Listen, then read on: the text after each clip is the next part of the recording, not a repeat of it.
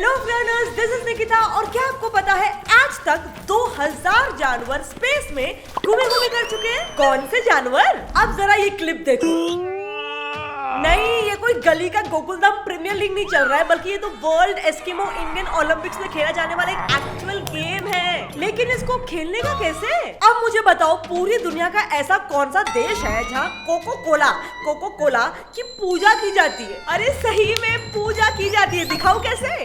दिखाओ ना। नहीं, उसके लिए एंड तक बने रहो, वरना मैं नहीं दिखाऊंगा। प्लान नंबर 1, कोका कोला या मेडिसिन का गोला? टाइटल से कुछ नहीं समझे ना, मैं समझाती हूँ। वेल, ये जोजिल इंडियंस की उन धार्मिक लोगों की बात है जो कोका कोला को एक हीलिंग ड्रग समझकर उसकी पहले तो पूजा करते हैं और फिर उसको प्रसाद की तरह गटक लेते हैं। पर अब ये लोग कोका कोला को इतनी इज्जत क्यों देते हैं, उसके पीछे इनका एकदम सिंपल फंडा है। इन लोगों के मुताबिक इनकी रस्मों और रिवाजों में कोका कोला पीने के बाद जो भारी भरकम दहाड़ निकलती है,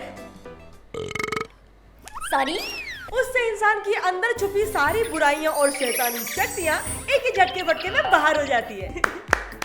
वाह, क्या सोच है। अरे भाई, कोई इन भोले भाले लोगों को बताओ कि जो बाहर निकलता है वो किसी शैतान का साया नहीं बल्कि गैस है भाई, गैस। प्लान नंबर 2, कैलिफोर्निया का टेढ़ा मेढ़ा लॉ। क्या आपको पता है कि कैलिफोर्निया में 65 माइल्स पर आवर की रफ्तार वाली हवा से गप्पे शप्पे मारती वाली गाड़ी से कूदना बिल्कुल इलीगल है? हाँ भाई, सच में। लेकिन सिर्फ 65 माइल्स पर आवर 50-55 चलेगा, अलाउड है। अरे जनाब, चलो मान लो कोई 65 माइल्स पर आवर नहीं बल्कि 50 माइल्स पर आवर की रफ्तार वाली गाड़ी से कूदता है, तो क्या होगा? अबे चोट तो लगेगी ना ढक्कन, क्योंकि चलती गाड़ी से कूदना तो किसी भी स्पीड में डेंजरस ही है ना। क्या यार, कैलिफोर्निया वाले बाबूस, ऐसा बच्चों जैसा लॉ बनाओगे तो कैसा चलेगा? प्लान नंबर 3, बच्चों की हीरोइनी। आज से तकरीबन 100 साल पहले बच्चों की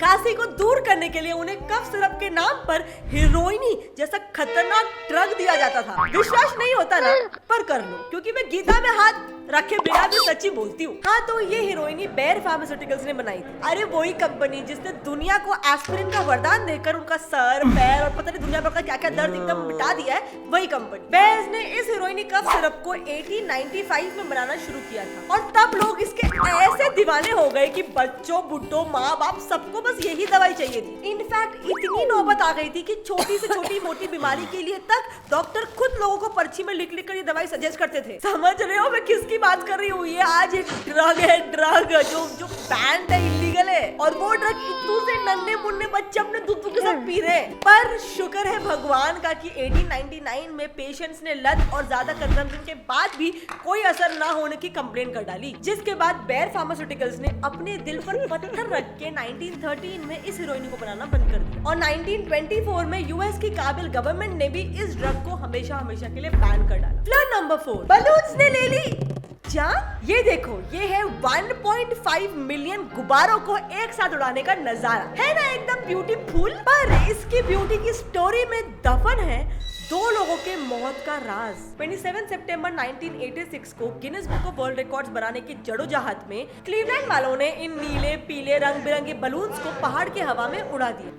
लेकिन तभी अचानक से आई बारिश ने इस पूरे बलून्स के पिक्चर को पूरा फ्लॉप कर डाला, क्योंकि बारिश के बूंदों के साथ ये बलून्स भी नीचे आ गए और रास्तों से लेकर घर, घर से लेकर झील, सब में भर गए। यहाँ तक भी चलो सब ठीक है, लेकिन फिर एक दिन इसी बलून से पूरा डूबे हुए होने के चलते लेक एरी में खोए 2 फिशरमैन रेमंड ब्रॉड्रिक और बर्नार्ड सुल्जर को कोस्ट गार्ड्स ढूंढ नहीं पाए, क्योंकि बोट या हेलीकॉप्टर इन दोनों से इन सारे बलून्स के बीच में इन 2 आदमियों के टकले ढूंढना मतलब इम्पॉसिबल समझो, जिसकी वजह से उनको ढूंढने के लिए निकली सर्च पार्टी को इन 2 मछुआरों के बिना ही लौट जाना पड़ा। लेकिन फिर इसके 2 से 3 दिन बाद जब इन मछुआरों की लाश पानी से बहकर किनारे लगी, तो मिस्टर ब्रॉड्रिक की बीवी ने इस बलून फेस्ट 86 को ऑर्गेनाइज करने वाले यूनाइटेड वे पर 23 करोड़ का मुकदमा ठोक दिया, क्योंकि उनके मुताबिक ना रहता बांस ना बजती बांसुरी, और इसीलिए इन बेचारे ऑर्गेनाइजर्स ने इन दोनों का खून ना करने के बावजूद भी मिस्टर ब्रॉड्रिक की बीवी को अपनी पॉकेट से ये मोटी मोटी रकम दे डाली। प्लान नंबर 5,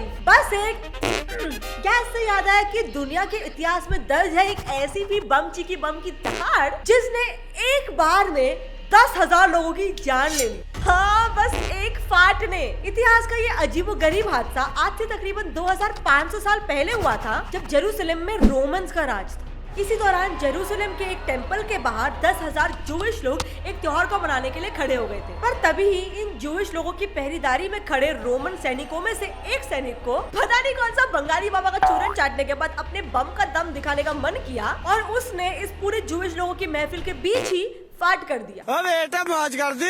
अब होना क्या था, तुम्हारा त्योहार चल रहा है, कोई ऐसी हरकत करेगा तो तुम क्या करोगे? बस इस दुस्साहस से गुस्सा होकर जूइश लोगों ने रोमन्स पर पत्थरों की बारिश करना शुरू कर दिया। अब रोमन्स थोड़ी चुप बैठेंगे, उनके पास तो हथियार थे। उन्होंने अपने बाकी सारे सैनिकों को बुलाकर इन पे हल्ला बोल दिया विद हथियार। हाँ, अब सामने से इतनी बड़ी फौज आते देख इन जूइश लोग की तुम फट गई और इन जूस ने रोमन से बचने की होड़ की अफरा तफरी में एक दूसरे को ही अपने कदमों को नीचे रौंद कर मार डाला। यानी ये सारे 10,000 लोग स्टैम्पीड में मर गए।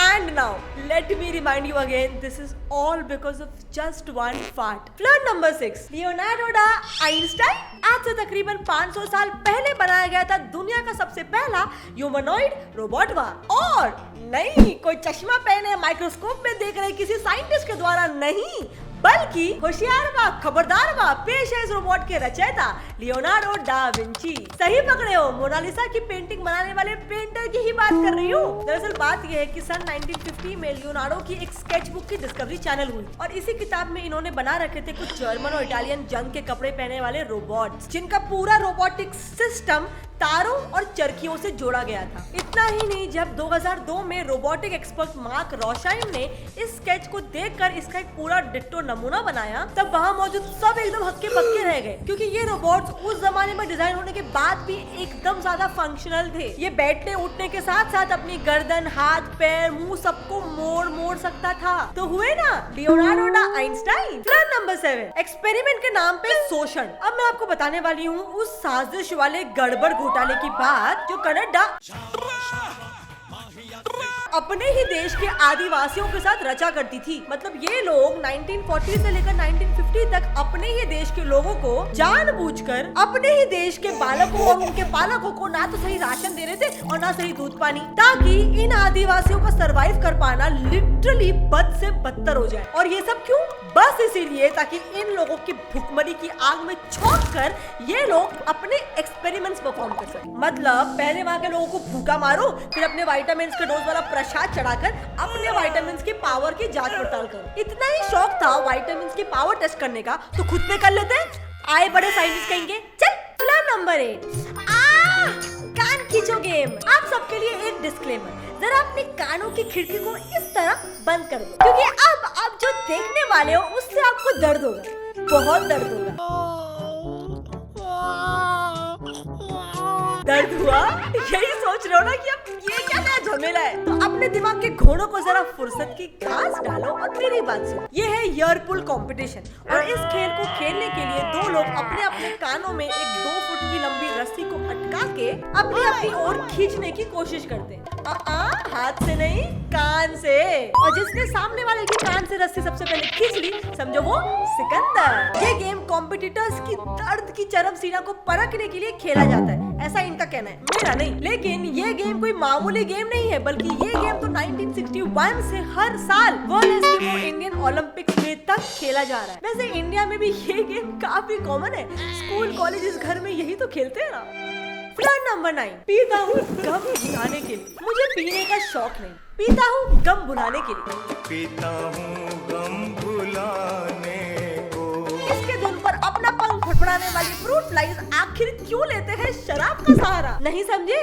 अरे मेरा मतबल है कि जब फीमेल फ्लाइज मेल फ्लाइज को मेट यानी यौन नहीं करने देती है, तो ये बेचारे टूटे दिल के आशिक अपने गम को भुलाने के लिए शराब का सहारा लेते हैं। और ये मैंने नहीं बल्कि साइंटिस्ट ने खुद पता लगाया है। पहले तो साइंटिस्ट ने एक तरफ एक शराब से भरा हुआ घोल लिया और वहीं दूसरी ओर एक शराब लेस घोल लिया और ये 2 घोल बनाकर उन मक्खियों के सामने रख दिया। अब इसके बाद उस शराब के ठेके घोल में सारे डिजेक्टेड फ्लाइज ने एक लंबी लाइन लगा दी। अब जब साइंटिस्ट ने इसके पीछे का रीजन जाना तो वहाँ के सारे साइंटिस्ट ने भी एक पेन चढ़ा लिया, क्योंकि हम इंसानों की तरह इन मक्खियों को भी शराब पीने से वही सेटिस्फैक्शन मिलता है जो इन्हें मेट यानी यौन करके मिलता है। अरे मतलब ये लोग पी के अपनी मन की प्यास तो बुझाते ही हैं, साथ ही अपने तन बदन की प्यास भी बुझा देते हैं। फ्लर्ट नंबर 10, स्पेस की सैर। स्पेस की सैर करने वाले हम इंसान अकेले नहीं है।